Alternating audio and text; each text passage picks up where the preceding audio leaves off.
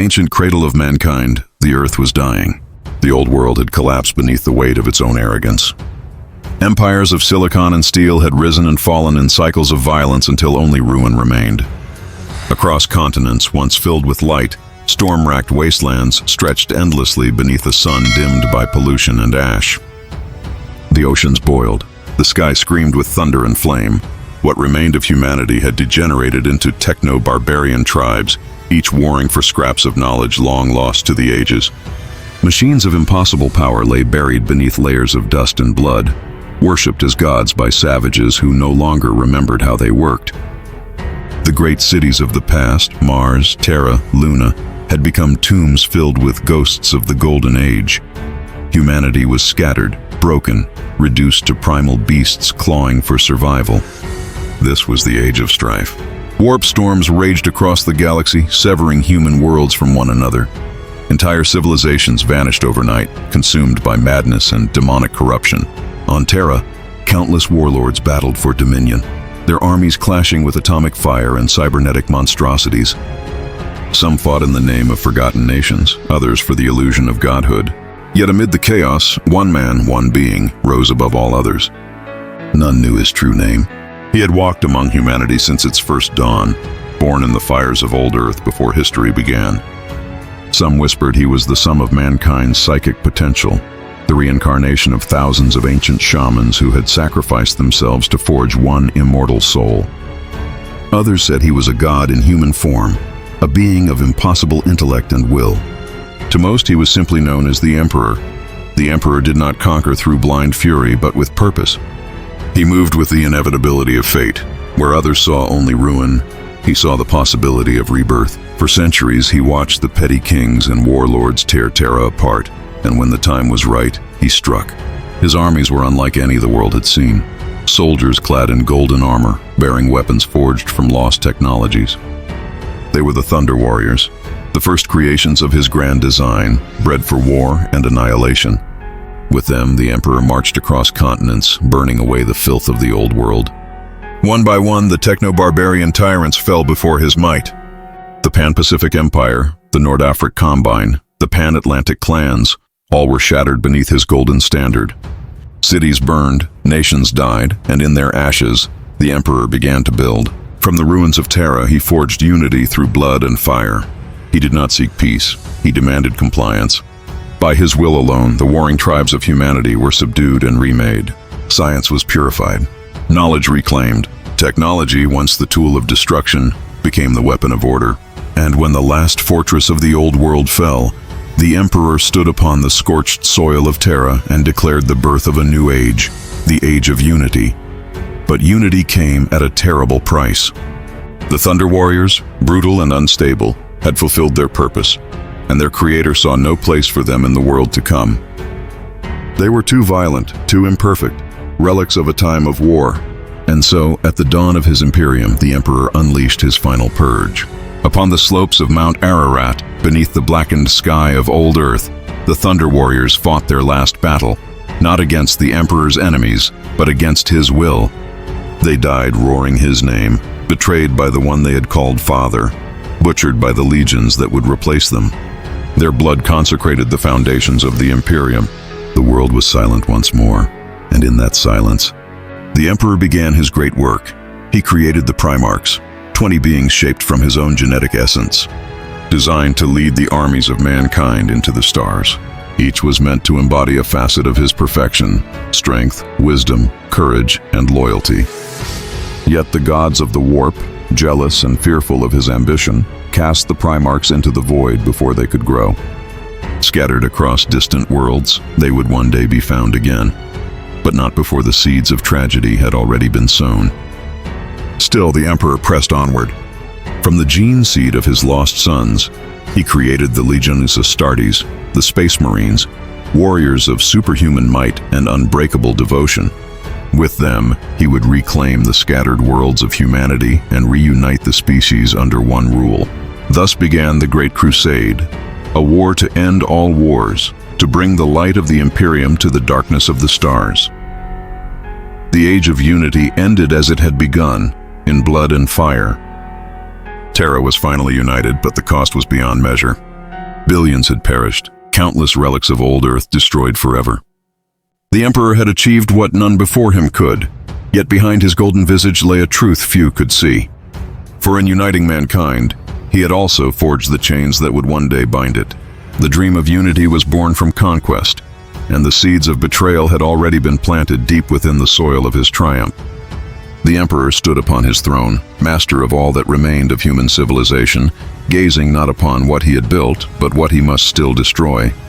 And thus, beneath the dying light of Terra's sun, the age of unity gave way to the Great Crusade, the dawn of empire and the beginning of the end. With Terra finally united beneath his hand, the Emperor turned his gaze to the stars. Humanity had lingered too long in the darkness of superstition and fear.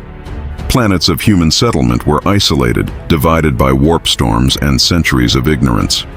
Some worlds had regressed into barbarism, while others had been consumed by alien civilizations or demonic corruption. The Emperor knew that mankind's survival depended on boldness, on expansion, and on the unshakable guidance of his will.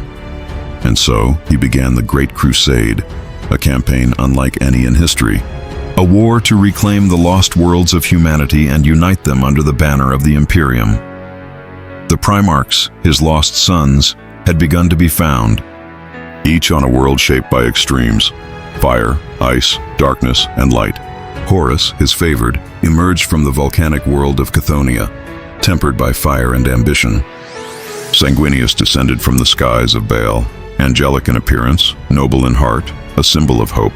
Leman Russ stormed forth from the icy plains of Fenris, fierce as the winter wolves of his home. Each Primarch was a force of nature, embodying the aspects of the Emperor that he most needed to spread his vision across the galaxy. From their gene seed, the Legiones Astartes were forged, warriors of superhuman might, whose loyalty and power would carry the Great Crusade across worlds. The conquest began in earnest. Systems long isolated were brought to heel, their populations liberated from ignorance and superstition.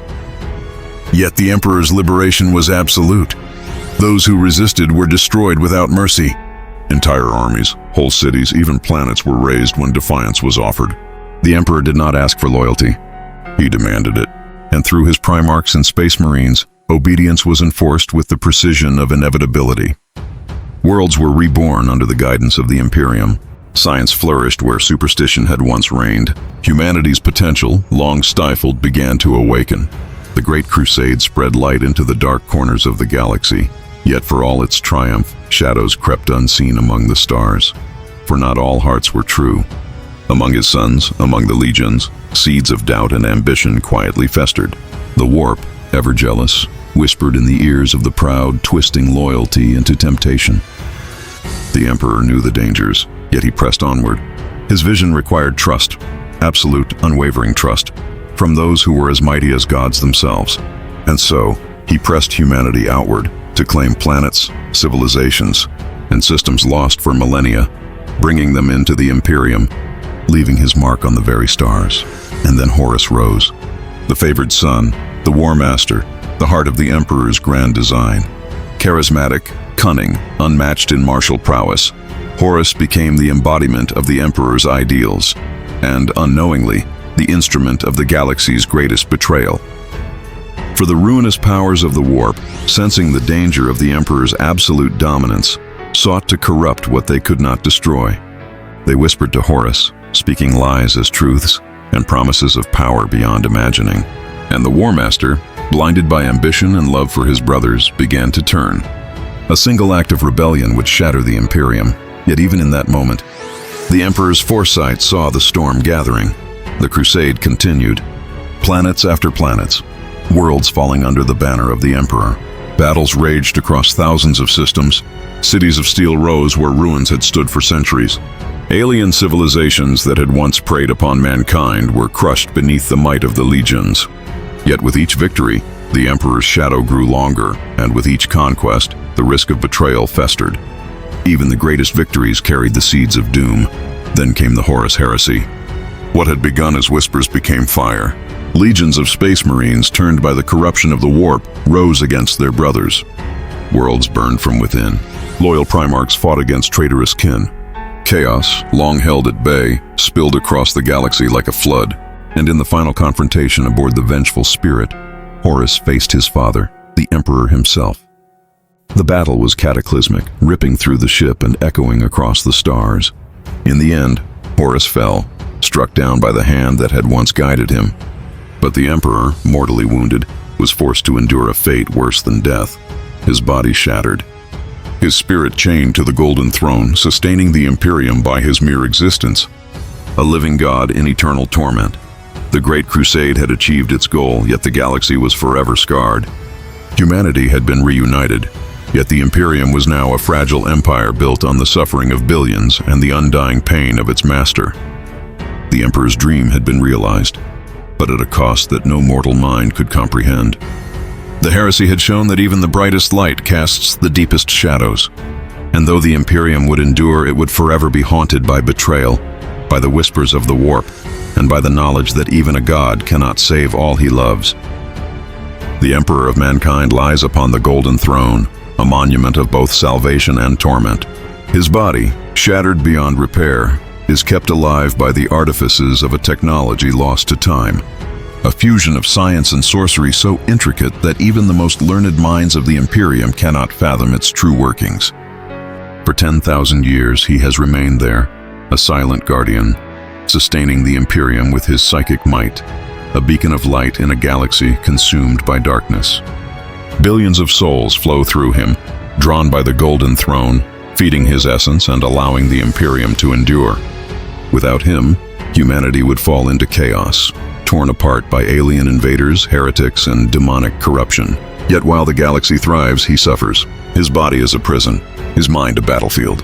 Every moment of existence is agony, every pulse of life an endless torment. Pain courses through him as though he were drowning in it, yet he endures because his will is absolute and his purpose unyielding. The Imperium, meanwhile, has become a theocracy built upon his legend. Men and women pray to him as a god, unaware that their prayers flow through a being trapped between life and death, a man who cannot answer them. The High Lords of Terra rule in his name, interpreting his will, shaping policy, guiding armies, and enforcing doctrine, yet none truly comprehend the burden their master bears. The ecclesiarchy preaches divinity where there is only duty, sanctifies his name, and spreads faith across a galaxy that teeters constantly on the brink of annihilation. Entire populations believe in his mercy and judgment, yet he grants neither. For mercy is weakness, and judgment is reserved for those who defy his Imperium. In this way, the Emperor, who once walked among men, has become distant, deified, and unknowable. A god who cannot act freely. A ruler whose hand moves only through the instruments of others. Within the Golden Throne, the Emperor communes with the immaterium, the warp, the psychic currents that link all life. He shields humanity from demonic incursion, suppressing the endless tides of chaos that would otherwise devour the galaxy. Entire fleets, armies, and civilizations owe their continued existence to his sacrifice. Yet his consciousness is trapped in a storm of anguish, forced to witness the suffering of the Imperium he built. His mind reaches out to guide his armies, whispering through the psychers, influencing the dreams of leaders, nudging the course of history, yet each intervention costs him immeasurable pain. He is a god, a father, a prisoner, and a martyr all at once. The Imperium endures, not because it is strong, but because its master suffers endlessly to hold it together. Around the Emperor, the galaxy worships. Cathedrals rise on every world, colossal structures built in his honor. Statues and icons depict him in gold and stone, idealized, flawless, eternal. Soldiers swear oaths to his name. Priests chant prayers day and night. Pilgrims journey across light years to glimpse the face of the silent god. And yet the Emperor does not move, does not speak, does not comfort. He endures. He watches. He suffers. His sacrifice is invisible, his suffering unknown, his power unchallenged, yet uncelebrated except by those who can see beyond the veil. The Golden Throne is both throne and tomb, cradle and cage. It is a testament to the genius of the Emperor and the cruelty of fate. The galaxy owes its continued existence to this fragile, agonized vessel, and every day the Imperium survives is a day more of torment for its master. Yet he remains, for he is eternal, his purpose undiminished, his will unbroken. The Imperium is his legacy, the galaxy his battleground, and the Golden Throne his prison. He watches silently as mankind worships him as a god, while he endures the truth that no god should ever bear so much pain, and that no empire is ever truly free from the cost of its survival. The Emperor of mankind is alive, yet he is dead. He is a god, yet he is a man. He is the savior of humanity, and simultaneously, its eternal victim. His sacrifice is the foundation of an empire built on blood, faith, and fear, a fragile construct held together by the unyielding suffering of one immortal soul. And still he endures, because he must. Because without him, the galaxy would fall into darkness, and all he has wrought would vanish into oblivion. And so he endures, the Emperor of mankind, architect of empires, savior of humanity, and prisoner of his own design. For 10,000 years he has watched silently as the galaxy flourishes and falters, as his children rise and fall, as worlds burn and civilizations crumble. The Imperium survives because of him, yet no one knows the full measure of his sacrifice. He is worshipped as a god, yet he is not divine in the way mortals imagine. He is a being of immense power, chained to an eternity of suffering, bound by the weight of his own vision. From the golden throne, his eyes see all, yet he cannot intervene freely. Every victory, every triumph is purchased with agony. Every prayer offered in his name flows through a mind racked by pain. He is both guardian and martyr, ruler and victim, eternal and yet trapped in a body that cannot heal, in a spirit that cannot rest. The galaxy kneels before him, oblivious to the torment of the one they call their savior. And in that silence, one must wonder, was he truly a god or merely a man who refused to die? Was his vision of unity and order the triumph of a divine intellect, or the folly of one mortal mind stretched beyond the limits of humanity? The answer may never be known. The Imperium endures, humanity survives, and the Emperor waits, silent and eternal, his purpose fulfilled, his suffering unending, his eyes fixed forever on a galaxy that owes him everything and understands nothing. He is the Emperor of mankind. He is the silent god. He is the eternal prisoner, and though the stars may shine and empires rise, the shadow of his sacrifice stretches across all of humanity, a reminder that even a god may suffer, and even a savior may be lost to the pain of the universe. The question remains, and it lingers in the hearts of those who dare to ponder it. Was he truly a god, or merely a man who failed to die?